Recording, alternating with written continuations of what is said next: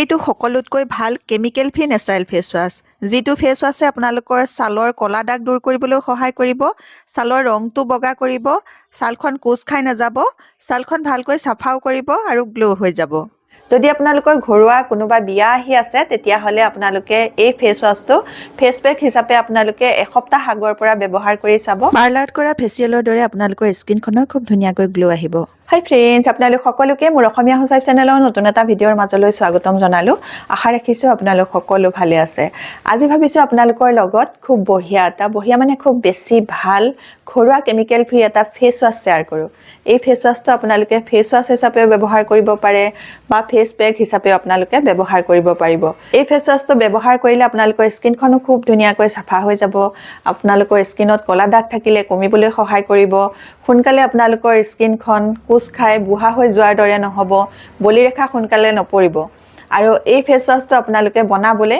কেইবিধমান বস্তু আপোনালোকে গুটাই ল'ব লাগিব আৰু কেইবিধমান বস্তু আমাৰ সকলোৰে ঘৰত থকা বস্তুৱে এতিয়া মই আপোনালোকক এই ফেচ ৱাছটো বনাই দেখুৱাম আৰু দেখুৱাৰ আগতে আপোনালোকলৈ এটা ৰিকুৱেষ্ট আছিল আপোনালোকে যদি এই ভিডিঅ'টো ভাল পায় ভিডিঅ'টোত এটা লাইক কৰিব মোৰ চেনেলটো এতিয়ালৈকে যদি আপোনালোকে সাবস্ক্ৰাইব কৰি লোৱাই নাই তেতিয়াহলে সোনকালে সাবস্ক্ৰাইব কৰি ল'ব ওচৰতে থকা বেল আইকনটো আপোনালোকে প্ৰেছ কৰি দিব তেতিয়া মোৰ আহিবলগীয়া সকলোবোৰ ভিডিঅ' নটিফিকেশন আপোনালোকলৈ সোনকালে যাব সোনকালে মোৰ ভিডিঅ'বোৰ আপোনালোকে চাবলৈ পাব আৰু আপোনালোকৰ ফ্ৰেণ্ডৰ লগতো এই ভিডিঅ'টো শেয়াৰ কৰি দিব তে বলক চাও এই ফেচ ৱাছটো কেনেকৈ বনাও এতিয়া মই আপোনালোকক খুব সুন্দৰ এটা chemical free natural face wash তৈয়াৰ কৰি দেখুৱাম আৰু তাৰ কাৰণে প্ৰথমে লৈছো ya বেসন এচামুচৰ জোখাৰে আৰু এই ফেচ ৱাছটো মই সদায় ব্যৱহাৰ কৰি থাকো যেহেতু সেই কাৰণে মোৰ বনোৱা হৈ আছে মই এতিয়া আপোনালোকক কমকৈহে বনাই দেখুৱাম আপোনালোকে এমাহৰ কাৰণে বনাই পেলাই থৈ দিব পাৰিব আৰু এচামুচ বেসনৰ লগত এতিয়া মই মিক্স কৰিছো এচামুচ পিঠাগুৰি দুইবিধ বস্তু ভালকৈ মিক্স কৰি ললো মিক্স কৰি লোৱাৰ পাছত এতিয়া ইয়াতে মিক্স কৰিম অকনমান কস্তুৰী হালধি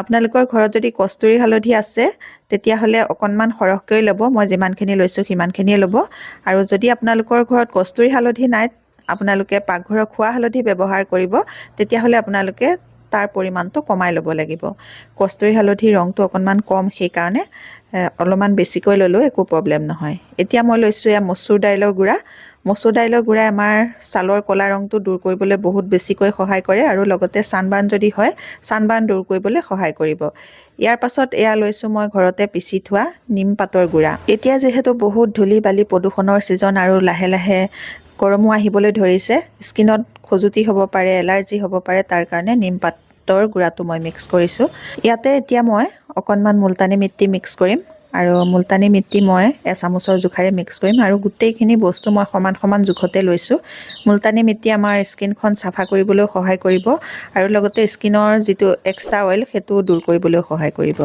গৰম অহাৰ লগে লগে আমাৰ ছালখন অইলি হৈ থাকে ছালখন খুব আঠা হৈ থাকে সেই আঠা ভাবটো দূৰ কৰিবৰ কাৰণে মুলতানী মিট্টিয়ে বহুত বেছিকৈ সহায় কৰিব এই কেইবিধ বস্তু মিক্স কৰি আপোনালোকে ফেচ ৱাছ হিচাপে ব্যৱহাৰ কৰিব পাৰে কিন্তু মই আপোনালোকক ভিডিঅ'টোৰ আগতে কৈছিলো যে এই ফেচ ৱাছটো আপোনালোকৰ স্কিনখন টাইট কৰিবলৈ সহায় কৰিব স্কিনখন কোচ খাই যোৱা সমস্যা দূৰ কৰিবলৈ সহায় কৰিব কলা দাগ দূৰ কৰিব আৰু এইটো হ'ল মুলেঠি পাউডাৰটোৱে আমাৰ স্কিনৰ কলা দাগ দূৰ কৰিবলৈ বহুত বেছিকৈ সহায় কৰে আৰু এইটো যদি আপোনালোকে ৰেগুলাৰ ব্যৱহাৰ কৰিব পাৰে তেতিয়াহলে আপোনালোকৰ মুখৰ কলা দাগ লাহে লাহে কমি আহিব মুলেঠি পাউডাৰটো আপোনালোকে অনলাইনত অৰ্ডাৰ কৰিলে পাই যাব আৰু এই মুলেঠি পাউডাৰ যদিও নাই আপোনালোকৰ তেতিয়াহলে আগৰ যিকিটা বস্তু মই মিক্স কৰি দেখুৱাইছিলো সেই বস্তুকিটা মিক্স কৰিও আপোনালোকে ফেচ ৱাছ হিচাপে ব্যৱহাৰ কৰিব পাৰে আৰু এতিয়া মই দিলো এয়া ফ্লেক্সিডৰ গুড়া আমাৰ স্কিনখন টাইট কৰি ৰাখিবলৈ সোনকালে স্কিনখন বুঢ়া নহবলৈ বহুত বেছিকৈ সহায় কৰে আৰু ফ্লেক্সিড সকলোৱে চিনি নাপায় সেইকাৰণে কমেন্ট কৰি সুধি থাকে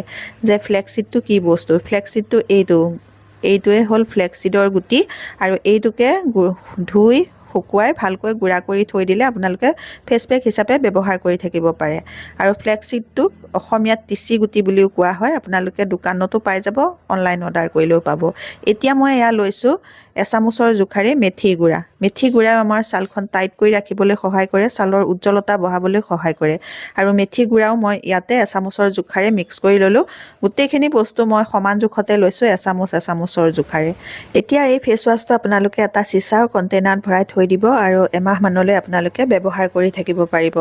এয়া মই আপোনালোকক কমকৈ বনাই দেখুৱাইছোঁ কাৰণ মোৰ এয়া বনোৱা হৈ আছিলেই।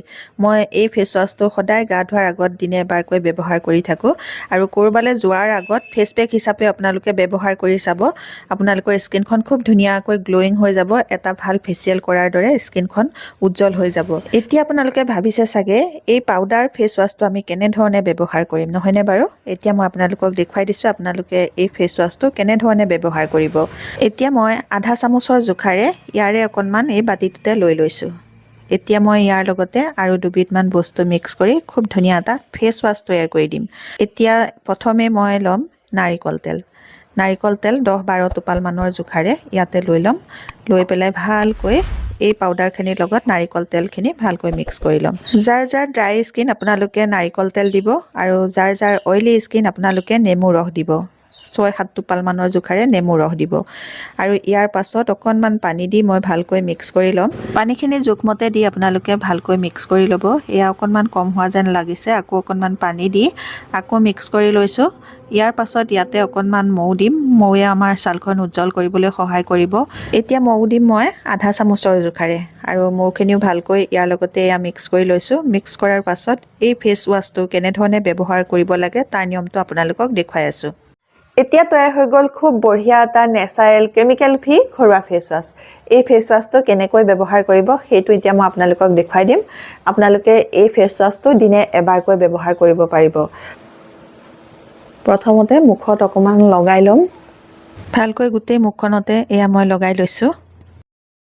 ফেচ ৱাছটো ভালকৈ মুখত লগাই ল'ব। লগাই লোৱাৰ পাছত লাহে লাহে 4-5 মিনিট স্কিনখন চাৰ্কুলাৰ মোচনত মাছাজ কৰি থাকিম। এনেধৰণে মাছাজ কৰি থাকিলে যদি আপোনালোকৰ স্কিনখনত ছানবাৰ্ণ হৈছে, ছালৰ উজ্জ্বলতা একদম নোহোৱা হৈ গৈছে, খহটাও হৈ গৈছে ছালখন, তেতিয়াহ'লে আপোনালোকৰ ছালখন খুব ধুনীয়াকৈ নিমজ হৈ যাব, উজ্জ্বল হ'ব, ছানবাৰ্ণ কমিবলৈ সহায় হ'ব। 4-5 মিনিট মাছাজ কৰি থাকোঁতে যদি আপোনালোকৰ হাতখন শুকাই যায়, মুখখনো শুকাই যায়, তেতিয়াহ'লে আকৌ এনেকৈ অকণমান পানী সানি ল'ব। পানী সানি লোৱাৰ পাছত আপোনালোকে আকৌ মাছাজ কৰিব। আৰু এই ফেচ ৱাছটো অকল ফেচ ৱাছেই নহয়, আপোনালোকে হাত ভৰি চাফা কৰিবলৈও ব্যৱহাৰ কৰিব পাৰে। যদি আপোনালোকৰ হাতখনতো ছানবাৰ্ণ হৈছে, ডিঙিটো ছানবাৰ্ণ হৈছে, পিঠিটো ছানবাৰ্ণ হৈছে, ধুনীয়াকৈ লগাই আপোনালোকে মাছাজ কৰি কৰি দিব। দেখিব আপোনালোকৰ হাত ভৰি ডিঙি পিঠিৰ ছালখনো খুব ধুনীয়াকৈ চাফা হ'ব, নিমজ হ'ব আৰু ছানবাৰ্ণ দূৰ হৈ যাব। মাছাজটো কিন্তু আপোনালোকে ভালকৈ 4-5 মিনিট মাছাজ কৰিব লাগিব।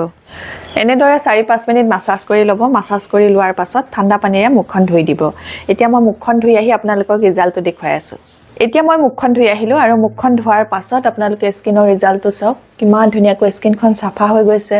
এই ফেচ ৱাছটো ৰেগুলাৰ ব্যৱহাৰে আপোনালোকৰ স্কিনখন উজ্জ্বল কৰি তুলিব, গ্ল' কৰি তুলিব, নিমজ হৈ যাব, বগা হৈ যাব, ছানবাৰ্ণ থাকিলে দূৰ হ'ব। আৰু ৰেগুলাৰ যদি আপোনালোকে দীঘলীয়া সময়ৰ কাৰণে ব্যৱহাৰ কৰি থাকিব পাৰে, তেতিয়াহ'লে আপোনালোকৰ মুখৰ ক'লা দাগ কমাবলৈ, স্কিনখন কোচ খাই যোৱা সমস্যা কমাবলৈ সহায় কৰিব। আজিৰ এই ভিডিঅ'টোত মই আপোনালোকক খুব বঢ়িয়া এটা ঘৰুৱা natural chemical free face wash তৈয়াৰ কৰি দেখুৱালোঁ। আপোনালোকে এই ফেচ ৱাছটো নিশ্চয় ভাল পাইছে। যদি ভাল পাইছে তেতিয়াহ'লে মোৰ ভিডিঅ'টোত এটা লাইক কৰি মোৰ চেনেলটো ছাবস্ক্ৰাইব কৰি আপোনালোকৰ ফ্ৰেণ্ডৰ লগতো এই ভিডিঅ'টো শ্বেয়াৰ কৰি দিব। নতুন এটা ভিডিঅ'ৰ সৈতে, নতুন বেলেগ টিপছৰ সৈতে আপোনালোকৰ মাজলৈ আকৌ আহি আছোঁ। তেতিয়ালৈকে নমস্কাৰ, আজিলৈ আহোঁ।